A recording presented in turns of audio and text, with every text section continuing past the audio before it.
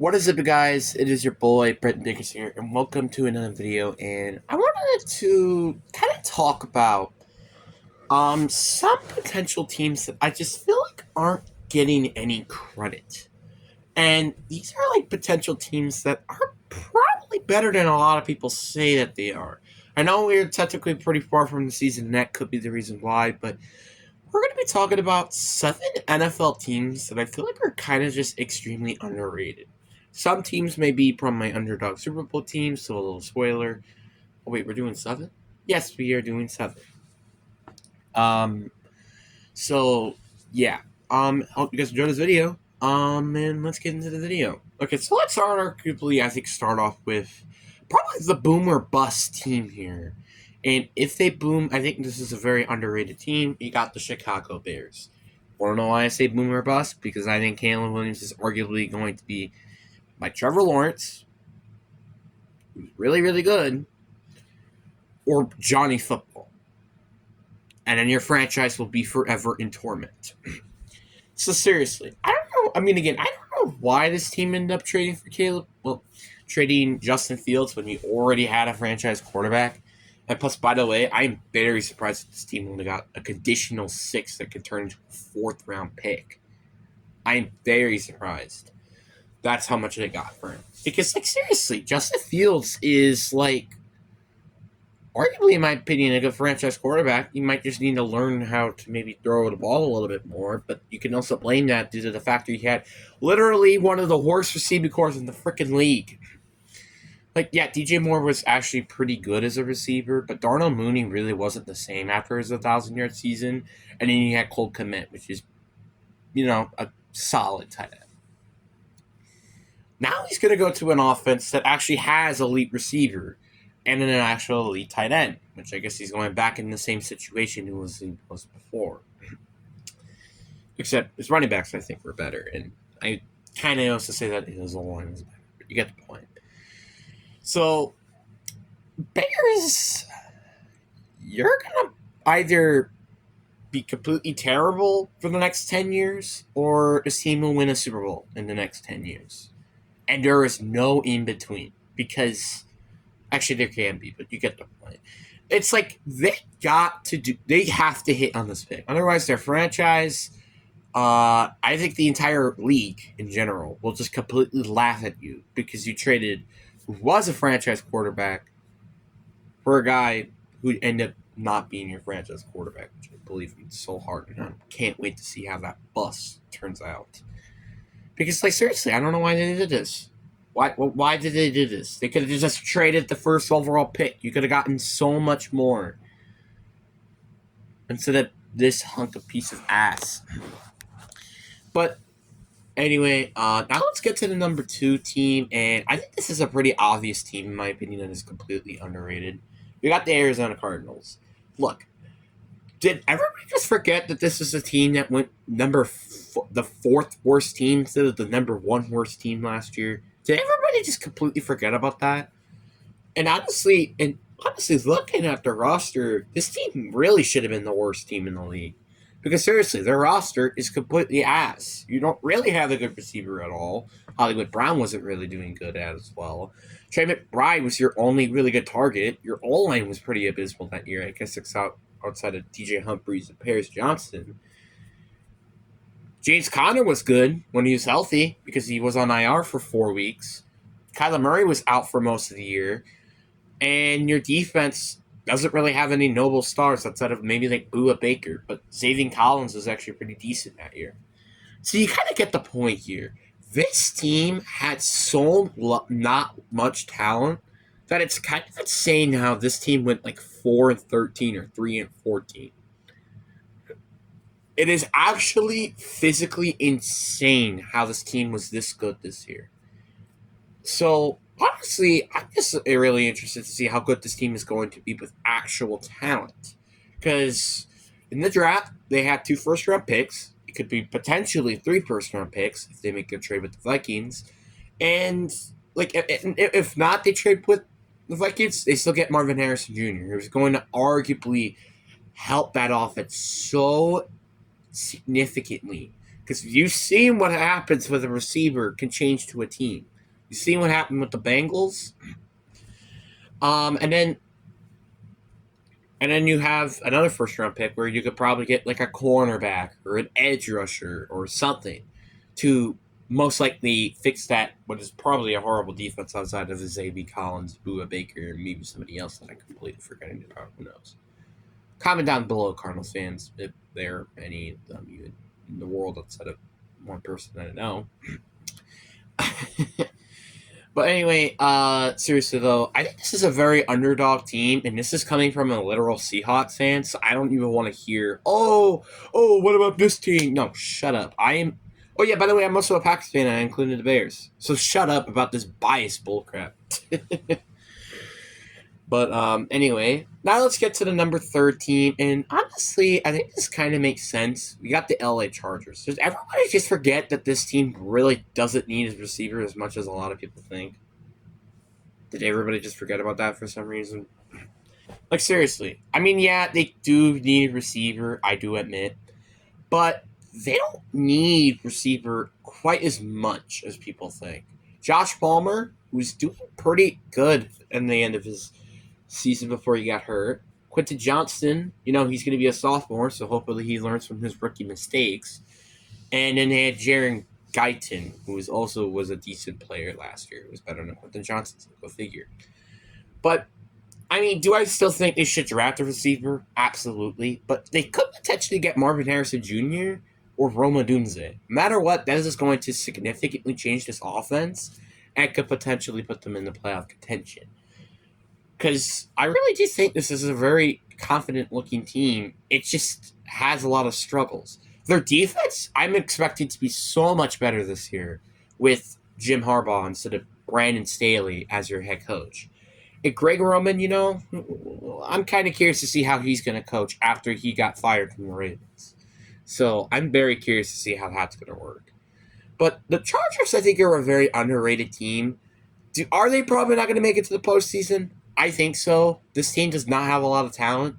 But if Martin Harrison could just be a freaking god like Puka Nacua was for the Rams, maybe. Who knows? Who knows? And speaking of AFC West teams, we got the Las Vegas Raiders. The Raiders, I really, really do hope make it to the postseason this year because this is really what they should be. Playoff contenders. Because Christian Wilkins was an amazing signing, although you did lose a lot of pieces. I do think Christian Wilkins is going to be huge. Also not at the same time, because have you seen their history in trying to find players to help out Max Crosby? But you never know. I mean, I really just do hope that Christian Wilkins signing does go very well for them, because I would love to see this team in the postseason again. So, yeah. And then again, you have Antonio Pierce for the year. You have Gardner Minshew, who I believe should be their starter this year. I hope that they're like, I'm trying to say is because my vocabulary is weird, or my grammar is weird, or my voice is weird, or whatever. I hope that Gardner Minshew is starting quarterback. I mean, have you seen what he did with the Colts? And they only have like Michael Pittman Jr. Now he has Devontae Adams, Jacoby Myers, and Michael Mayer, kind of even.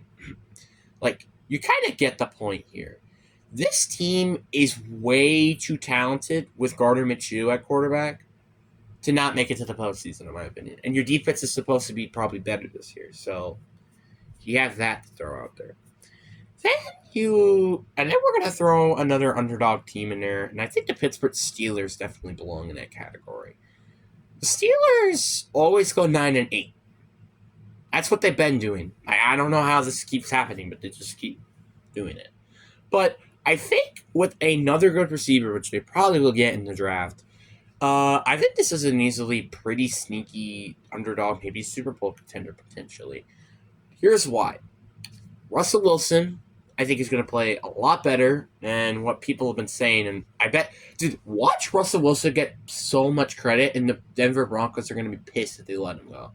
Like, I swear, that's going to happen, and it's actually really going to be sad for the Broncos fans. I know that because I have my uncle who's also a Broncos fan, but he didn't watch football anymore, which go figure. But, like, the Steelers, in my opinion, it's not even just quarterback that's really made this team good. Like, didn't you guys forget that Jalen Warren last year, I'm pretty sure, had the highest average yards per carry for a running back? I think. I don't know if that's a real stat, but yeah. And then you also had Najee Harris, who's, a nice power back. But, like, this is a pretty talented team, especially on defense, too, with Minka Fitzpatrick, Patrick Queen, TJ Watt, Alex Highsmith. Jordan Poyer Jr. is probably going to have a better season than he did last year. I could go on and on. This team could draft another corner, I guess, with their first round pick, or also potentially go get maybe a better, like, corner, maybe. Like, again, get a better corner, get a receiver, or something like that. But then you have another underdog team. I gotta throw in the Tennessee Titans, dude. The Tennessee Titans are literally, I would say, the perfect definition of a wild card team heading into this season. Because the Titans actually have a pretty good darn roster. Like, I'm not gonna lie with you guys. Because, like, they got Tony Pollard, who's, I wouldn't say better than Derrick Henry, and plus he's probably not going to be as good because their O-line is not as good. I still think he's going to be a pretty capable, good running back. And then also you still have DeAndre Hopkins, who I think could maybe be decent this year, and Traylon Burks, who's, he's decent, I guess. And then you also probably will draft an alignment in the draft. And also, by the way, did I forget that you added L'Jarius Sneed on defense? Now you basically have the Jalen Ramsey and Aaron Donald 2.0. Except worse, in my opinion. But, like, you get the point here. This is a very underrated team, and I kind of just feel like this is going to be a team that is just going to be, like, again, very underrated. Because, well, it may not show it on the record, but by the way, this is also a team that's probably in one of the most toughest divisions of football in the AFC South, which I can't believe I'm saying that, due to the fact that literally the rest of their teams are all playoff contenders, so go freaking figure. But then you have the fifth team, and I think this is a very reasonable team. We're going to go back to the AFC West. Yes, every team except the Chiefs are underrated, in my opinion. You got Denver Broncos. You guys are gonna be like, wait, what? Watch this team go like 7-10 and 9-8, and maybe you might change your freaking mind. And why is that's weird. But anyway, Denver Broncos. Yeah, I'm a Jarrett Stidham fanboy. And you want to know why I say that? Is because I don't know where in this freaking house, but I have a Jarrett Stidham signing thing. I have a Jarrett Stidham, I think, college rookie signature, I think. So, yeah, I really do hope that he ends up being pretty well, because then it might be worse on him. So, yeah, that'll be nice. But also, I just kind of think it makes sense, because Jarrett Stidham is being with Sean Payton, one of the best coaches in the league. And by the way, he's not in a terrible supporting cast area. They could potentially get Brock Bowers, or maybe like Brian Thomas Jr., or maybe even Malik Neighbors. Like, they're in a position to getting a pretty good receiver to help him out. And by the way, did I forget that this team has Courtland Sutton, Javonte Williams, Jalen McLaughlin. So they do actually have some nice pieces on offense. And by the way, their defense is it's really good. So this is a very underrated team. I don't know why people are sleeping on this team, but yeah. So now we got two other teams, and I think definitely for sure we got to throw in the New York Giants. I think the New York Giants are extremely a sleeping team because I don't think they're going to be as bad as they were last year. Now, will they be a playoff contender like they were 2 years ago? I don't think so, but they could potentially contend for a playoff spot. Because now they probably learned a freaking lesson about how they shouldn't be doing not a lot of stuff. I don't know. But, again, I think if this is basically saying, okay, is Daniel Jones our guy or not? Because you got to be drafting the freaking receiver with that 6th overall pick. I'm just saying. Rome Odunze, Marvin Harrison, Malik Neighbors, don't matter. You have to draft a receiver. You just have to. This team is not going to succeed I don't think any quarterback could succeed in that offense really, because like your O line is not really good, your receivers are completely garbage, and and then you have a tight end who's not consistently staying healthy, and then you have Devin Singletary, who's a massive downgrade from Saquon Barkley. So like you kind of get the point here. This is a pretty okay offense to be around.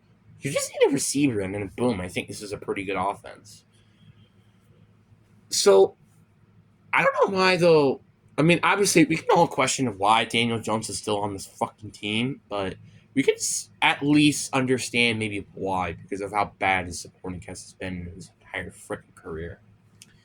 And then we have, I think, the last team on the list. They got the Carolina Panthers. Now you're like, wait, what? Why the Panthers? Well, I think pretty much everybody's going to probably think that this is probably going to be the worst team in the league, which go freaking figure. But honestly, did everybody forget that Bryce Young was a rookie this year? And everybody also forgot that they made so much moves in free agency this year? Like, did everybody just forget that? Or is it just me? I think it's just me. Like, seriously, they still have Derek Brown. They still have Adam Thielen, who's probably going to have another over 1,000-yard season. They signed Robert Hunt. They signed Damian Lewis, who should significantly help that O line. So I don't know why people are questioning this team like this team sucks or something. Because they don't. This team is so much better than it was last year because of their O line adjustments. And yeah, Brian Burns trade that really hurts and stuff. But don't you forget, they had now 2 second-round picks. Which, yeah, they don't have a first-round pick. But at least you had 2 second-round picks to potentially draft players who can actually be good on this team. Like, again, you had the first overall pick in the second round, where you could maybe draft a receiver, and then you have another second-round pick, which you could potentially use on defense. Just saying. But, anyway, I really do hope you guys enjoyed this video. Peace.